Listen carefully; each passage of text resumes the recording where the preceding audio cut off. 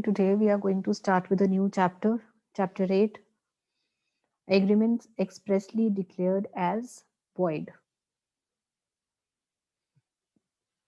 ऐसे एग्रीमेंट्स जिनको स्पष्ट रूप से शून्य घोषित किया गया हो।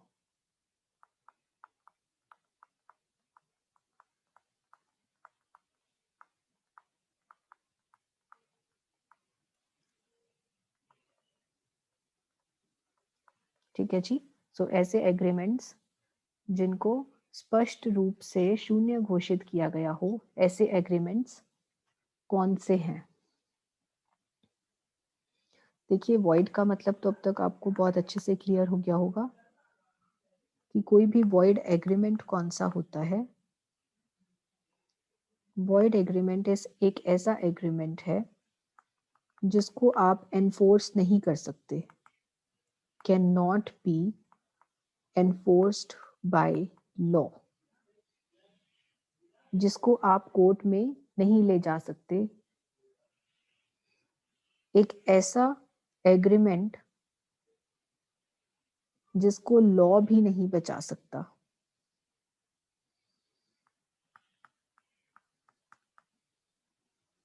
ऐसा एग्रीमेंट जिसे कानून भी नहीं बचा सकता।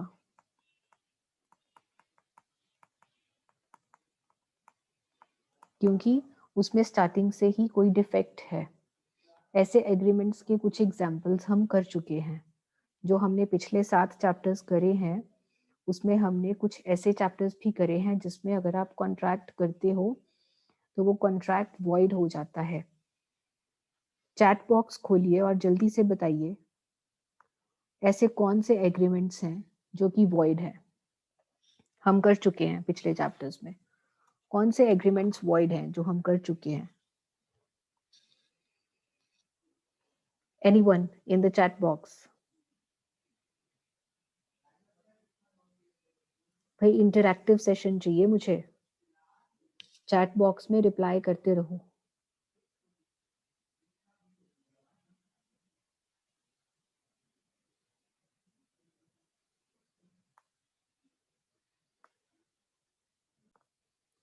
अंजू इज सेइंग कि जो माइनर के साथ कॉन्ट्रैक्ट होता है वो वॉइड होता है। Very good Anju. Anyone else? Simranjeet says contract with a person of unsound mind. बिल्कुल जी, अस्वस्थ दिमाग वाले इंसान के साथ contract. Disqualified person, Manpreet says. Shubham says with a criminal. Great. खुशी, ए एंड बी पार्टनर्स ने बी के साथ डील की बट शिप डूब गया, वो वॉइड है contract. Yes, absolutely Khushi. Great. Pooja says unqualified person. Yes. Gaurav says जो बैंकरप्ट है। Absolutely. Rukhsar says disqualified person के साथ। नेहा रानी सेज ल्यूनाटिक के साथ। Pooja. Muskan less than 18 years. Very good, great. बहुत अच्छा लगा आपके आंसर्स जान के। सबके आंसर्स सही हैं। सो वॉइड एग्रीमेंट क्या है? ऐसे कॉन्ट्रैक्ट्स जिनको कि लॉ भी प्रोटेक्ट नहीं कर पाता। अगर हम वॉइड एग्रीमेंट्स की बात करें ना बेटा, तो हमारे पास 2 कैटेगरीज हैं वॉइड एग्रीमेंट्स की इंडियन कॉन्ट्रैक्ट एक्ट में। एक तो ऐसे एग्रीमेंट्स जो कि वॉइड हैं under various provisions of law, जो कि कानून के प्रावधानों में वॉइड हैं। भाई, कुछ ऐसे प्रोविजंस हैं जहां पे इनको वॉइड कहा गया है। और दूसरी कैटेगरी है agreements specifically declared to be void, जिनको कि विशेष रूप से शून्य या फिर void घोषित किया गया है। ये दो कैटेगरीज हैं हमारे पास void एग्रीमेंट्स की। तो अगर हम फर्स्ट कैटेगरी की बात करें, agreements void under various provisions, void under various provisions of law, जो कि अलग अलग प्रावधानों में void घोषित किए गए हैं। इस बारे में हम ऑलरेडी पढ़ चुके हैं। जैसे कि क्या पढ़ चुके हैं हम ये पढ़ चुके हैं कि अगर आप कोई एग्रीमेंट करते हैं विद इनकॉम्पिटेंट पर्सन, एक ऐसे व्यक्ति के साथ जो कि इनकॉम्पिटेंट है, अगर आप ऐसे व्यक्ति के साथ कॉन्ट्रैक्ट करते हैं तो वो वॉइड होता है। इसमें हमने 3 केसेस करे हैं इनकॉम्पिटेंट पर्सन में, minor, person of unsound mind and person disqualified under law. ये 3 केसेस करे हैं। तो अगर आप इन लोगों के साथ एग्रीमेंट में एंटर करते हैं तो ये एग्रीमेंट वॉइड होता है। ये हम ऑलरेडी कर चुके हैं। Second, agreement made by mistake. Agreement made by mistake, हाँ जी, कर चुके हैं। मिस्टेक वाला पार्ट कहाँ पे किया था? लास्ट चैप्टर में। लास्ट चैप्टर कौन सा था बेटा? फ्री कंसेंट वाला चैप्टर डिस्कस किया था। फ्री कंसेंट कब नहीं मानी जाती? 5 केसेस में जो कंसेंट है वो फ्री नहीं मानी जाती। किस में? हाँ जी, चैट बॉक्स खोलिए और बताइए कहाँ कहाँ कंसेंट को फ्री नहीं माना जाता। जल्दी से बताइए।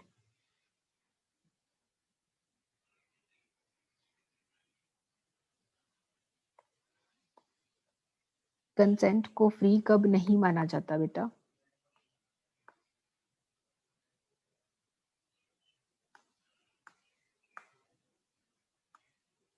Yes, coercion. Gaurav says coercion, undue influence.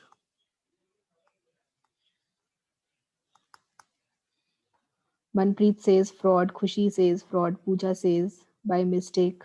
Mistake. Pooja fraud. Gaurav mistake. Yes. 5 cases में कंसेंट को फ्री नहीं माना जाता।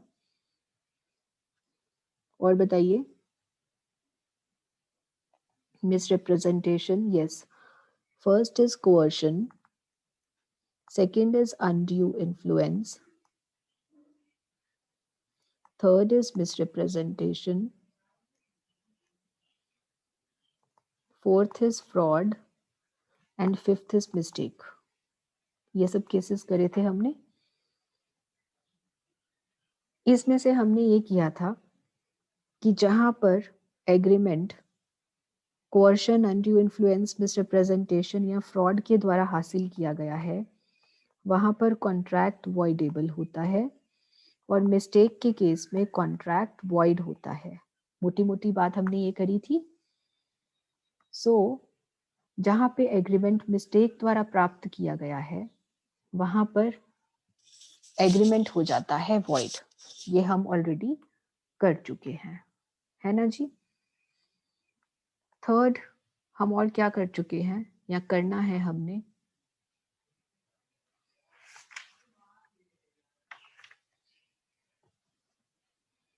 Agreement where consideration or object is unlawful।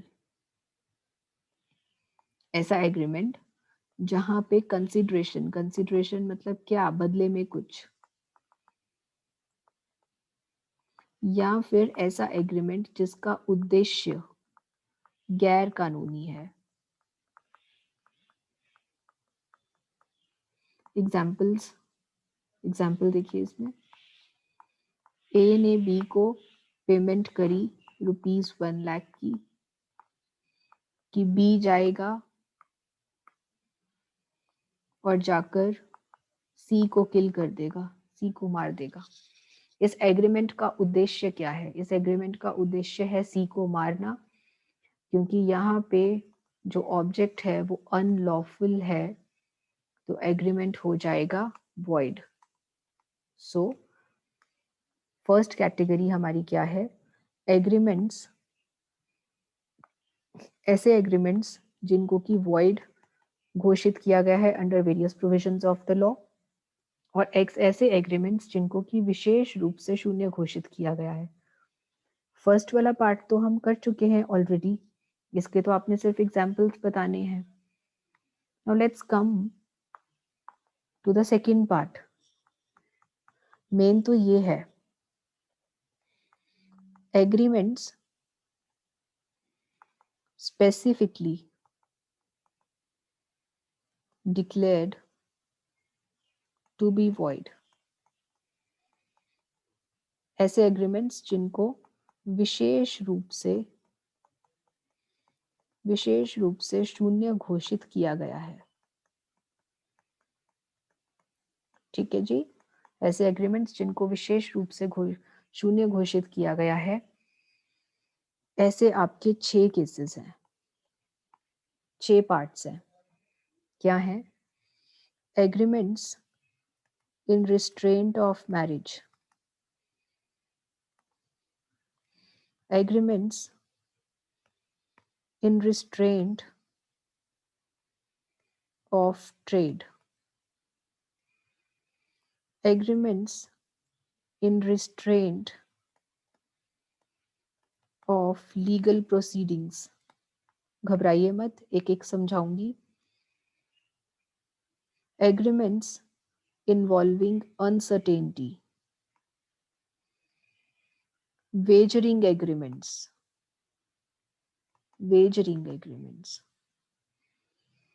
and last is impossible acts।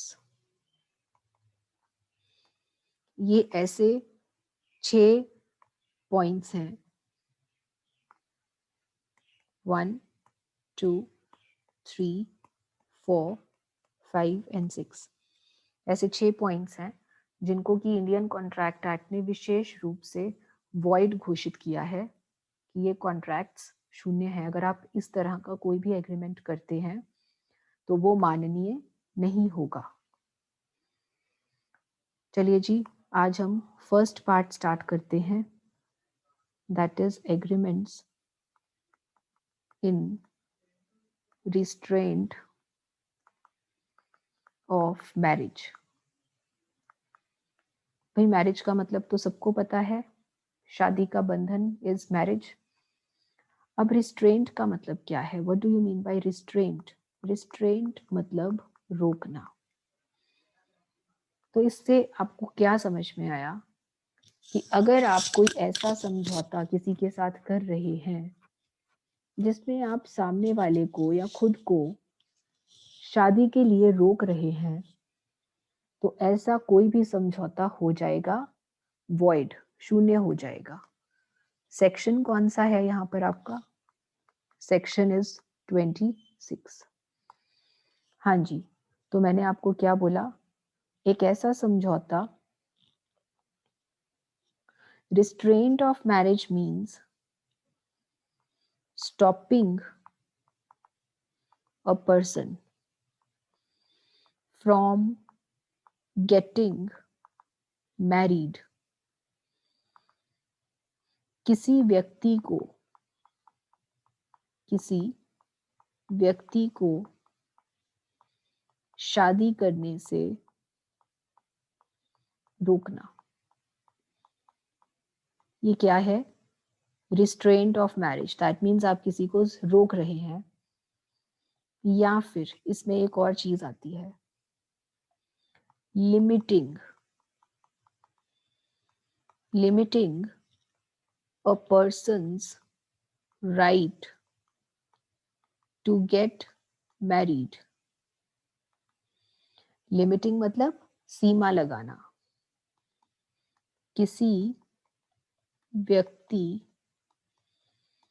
के शादी करने के अधिकार पर सीमा लगाना। आप कह रहे हैं कि भाई तू शादी करेगा तो इसी से करेगा वरना नहीं करेगा। ये क्या है? आप उस पर्सन के, आप उस व्यक्ति के अधिकार पर सीमा लगा रहे हैं, या फिर आप उस व्यक्ति को कह रहे हैं कि तू पूरी जिंदगी शादी नहीं करेगा। ये आप उस व्यक्ति को रोक रहे हैं शादी करने के लिए, ये यहाँ पर आता है। या फिर आप उसे कह रहे हैं कि तू शादी करेगा तो इसी से करेगा वरना नहीं करेगा। दिस इज व्हाट आप सीमा लगा रहे हैं उस व्यक्ति के शादी करने के अधिकार पर। सो रिस्ट्रेंट ऑफ मैरिज का मतलब क्या है? किसी व्यक्ति को शादी करने से रोकना या किसी व्यक्ति के शादी करने के अधिकार पर सीमा लगाना, ये दोनों रिस्ट्रेंट ऑफ मैरिज में आते हैं।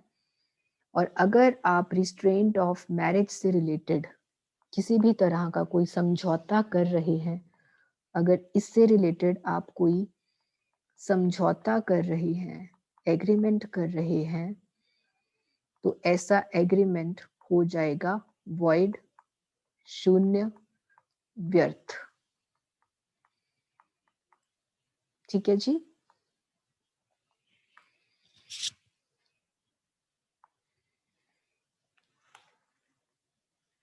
हाँ जी। अब ये देखिए कि जो सेक्शन 26 है ये क्या कहता है इस बारे में। सेक्शन 20 की लैंग्वेज देखते हैं, क्या भाषा है वहां पर लिखी हुई कि एवरी एग्रीमेंट, हर वह समझौता,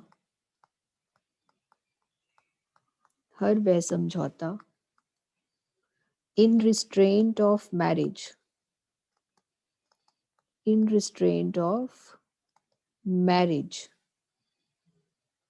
ऑफ एनी पर्सन, हर वह समझौता जो किसी व्यक्ति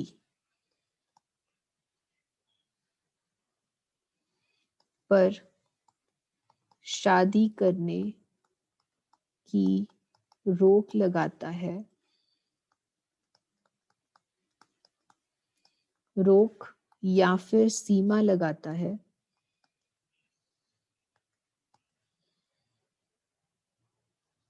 other than a minor, minor को छोड़ के, माइनर को छोड़कर, इज वॉइड, वह शून्य है। इसका मतलब क्या हुआ? क्या आप माइनर के ऊपर रोक लगा सकते हो? इसका मतलब तो यही हुआ कि भाई जो नाबालिग व्यक्ति है, जिसकी उम्र अभी 18 साल से नीचे है, उसके ऊपर आप रोक लगा सकते हैं। भाई कानून ने तो यही कहा है। क्या माइनर के ऊपर रोक लग सकती है? क्या माइनर पर रोक लग सकती है? हाँ जी, चैट बॉक्स में डालिए, क्या आप माइनर पर शादी करने की रोक लगा सकते हैं?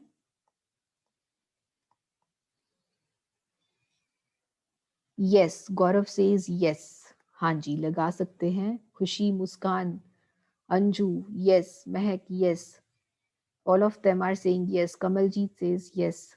यस जी, बिल्कुल लगा सकते हैं रोक, क्योंकि लॉ ने कह दिया कि हर वह समझौता जिसमें कि किसी व्यक्ति की शादी पर रोक लगाई जाए, हर वो एग्रीमेंट हो जाता है वॉइड।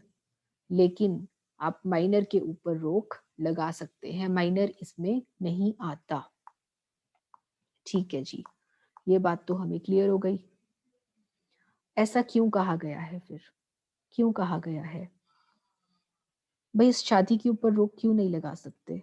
क्योंकि जो मैरिज है ना, वो किसी भी इंसान का एक फंडामेंटल राइट है बेटा। मैरिज जो है, शादी जो है, वो एक मौलिक अधिकार है हम सभी का। इसलिए कोई भी हमें शादी करने से रोक नहीं सकता, या फिर हमें हमारा लाइफ पार्टनर चुनने से नहीं रोक सकता। एग्जाम्पल्स देखिए, एग्जाम्पल्स देखिए, एक तरफ है आपका मुस्लिम लॉ, मुस्लिम लॉ, और एक तरफ है आपका हिंदू लॉ। जो मुस्लिम लॉ है वो मुस्लिम्स के ऊपर अप्लाई होता है, और जो हिंदू लॉ है वो हिंदू मैरिजेस के ऊपर अप्लाई होता है। जो मुस्लिम लॉ है वो क्या कहता है कि एक व्यक्ति, मुझे ज्यादा नहीं पता मुस्लिम लॉ के बारे में, एक व्यक्ति 4 बीवियां रख सकता है।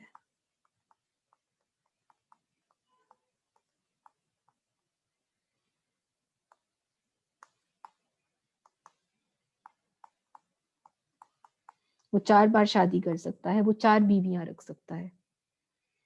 और जो हिंदू लॉ है वो क्या कहता है? हिंदू लॉ कहता है कि एक व्यक्ति शादी कर सकता है, एक व्यक्ति शादी कर सकता है। ओके जी, ठीक है। तो अगर मान लीजिए यहां पर मुस्लिम लॉ में एक पर्सन है, वो अपनी बीवी के साथ, ये हस्बैंड है, ये वाइफ है मुस्लिम लॉ के अंडर, और हस्बैंड वाइफ से कहता है, क्या कहता है हस्बैंड वाइफ से? कि मैं प्रॉमिस करता हूं, मैं वादा करता हूं कि मैं अपनी जिंदगी में दोबारा शादी नहीं करूंगा।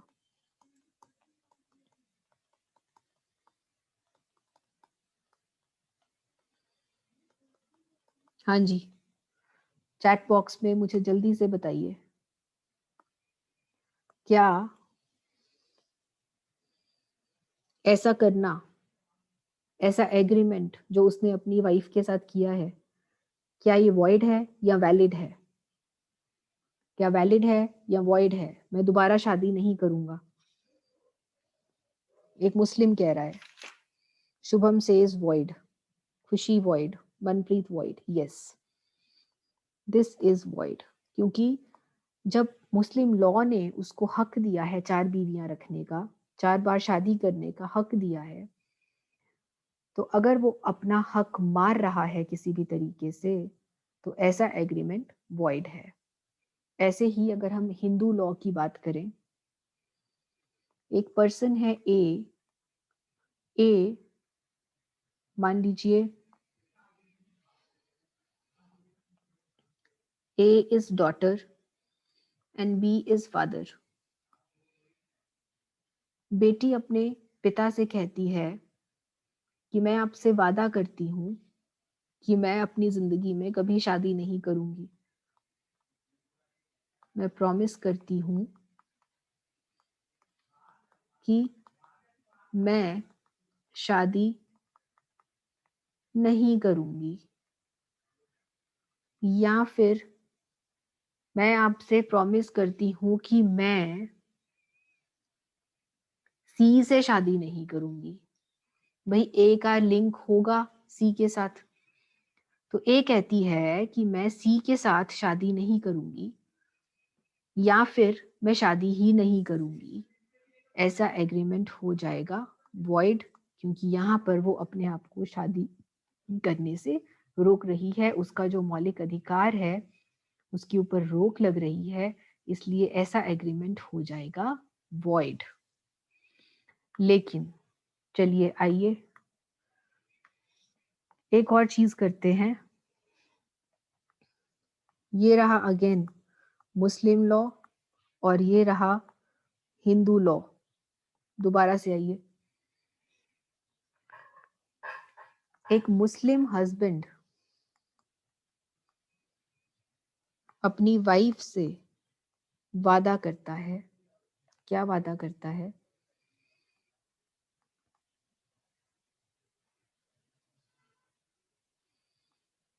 मैं तुमसे वादा करता हूं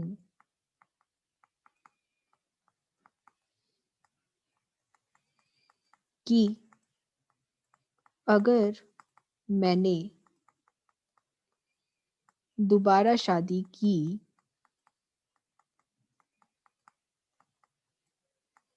तो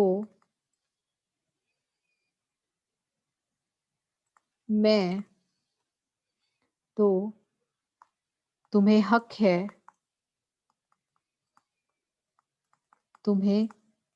है मुझे डिवोर्स देने का। हाँ जी, हस्बैंड वाइफ से कहता है कि वाइफ जी, जब तक आप जिंदा हैं तब तक अगर मैंने दूसरी शादी कर ली ना, तो तुम मुझे डिवोर्स दे देना। क्या ये कॉन्ट्रैक्ट वॉइड है कि वैलिड? जल्दी से बताइए।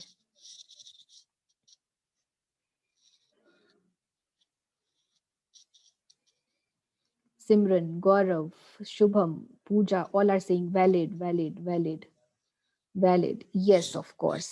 This is valid. This is not void. Valid क्यों है? क्योंकि यहाँ पर हस्बैंड के शादी करने के हक पर रोक नहीं लग रही, उसके खुद के हक पर रोक नहीं लग रही। शादी तो वो करेगा ही करेगा, उसके हक पर रोक नहीं लग रही। वो तो सिर्फ ये कह रहा है कि अगर तुम डाइवोर्स देना चाहती होंगी मुझे तो दे देना, अगर मैंने दोबारा शादी कर ली तो। सो ऐसा कॉन्ट्रैक्ट वैलिड है। अब आइए हिंदू लॉ पर। अब हिंदू लॉ क्या कहता है? हिंदू लॉ में देखिए,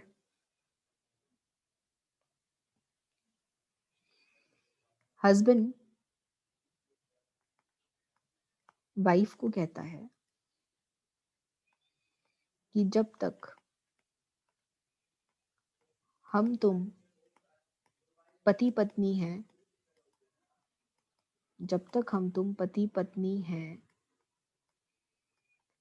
तब तक मैं दूसरी शादी नहीं करूंगा।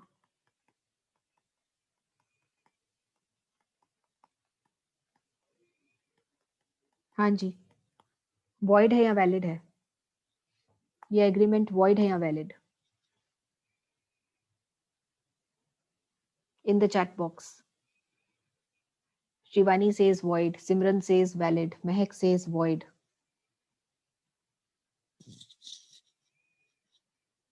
वैलिड खुशी सेज, मनप्रीत। यहाँ पर सबके मिक्स्ड आंसर्स आ रहे हैं। देखिए मिक्स्ड आंसर्स आ रहे हैं, कोई वैलिड कह रहा है, कोई वॉइड कह रहा है, लेकिन एक्चुअली में ये कॉन्ट्रैक्ट है वैलिड, इसको वॉइड नहीं माना जा सकता।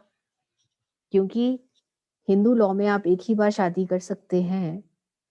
तो यहाँ पर अगर वो उससे ये कह रहा है कि भाई जब तक तुम और मैं पति पत्नी हैं तब तक मैं दूसरी शादी नहीं करूंगा, तो इसमें कहीं पे भी शून्य वाली बात ही नहीं आती। शादी करने के हक पर इसके भी रोक नहीं लगी है, लेकिन वो यही तो कह रहा है बस कि जब तक हम तुम पति पत्नी हैं तभी तक मैं दूसरी शादी नहीं करूंगा। जब हम पति पत्नी नहीं रहेंगे तब मुझे शादी करने का पूरा अधिकार है। तो शादी करने के अधिकार पर तो रोक नहीं है ना, क्योंकि शादी करने के अधिकार पर रोक नहीं है, तो ये एग्रीमेंट हो जाएगा वैलिड। तो कहने का मतलब क्या है? कहने का मतलब ये कि कोई भी ऐसा एग्रीमेंट जहां पर शादी करने से रोक लगे, agreement in restraint of marriage, ऐसा एग्रीमेंट होता है क्या? ऐसा एग्रीमेंट होता है वॉइड। लेकिन कुछ केसेस ऐसे हैं जिनको आप क्या कहते हैं? एक्सेप्शंस। एक्सेप्शंस या फिर अपवाद। एक्सेप्शंस टू द रूल, कि इस नियम के भी कुछ अपवाद हैं, इस नियम के भी कुछ अपवाद हैं। कहने का मतलब क्या है कि वैसे तो शादी को रोकने का कोई भी कॉन्ट्रैक्ट जो है उसको वॉइड माना जाता है, लेकिन कुछ केसेस में कुछ परिस्थितियां ऐसी होती हैं जहां पर ऐसे कॉन्ट्रैक्ट्स को वैलिड मान लिया जाता है, और वैलिड वाले में आप ये एग्जांपल्स दे देंगे। ठीक है जी। So this is all for today. कल हम इसका सेकेंड पार्ट स्टार्ट करेंगे, इन रिस्ट्रेंट ऑफ ट्रेड। किसी को कोई डाउट है यहाँ पर तो पूछिए।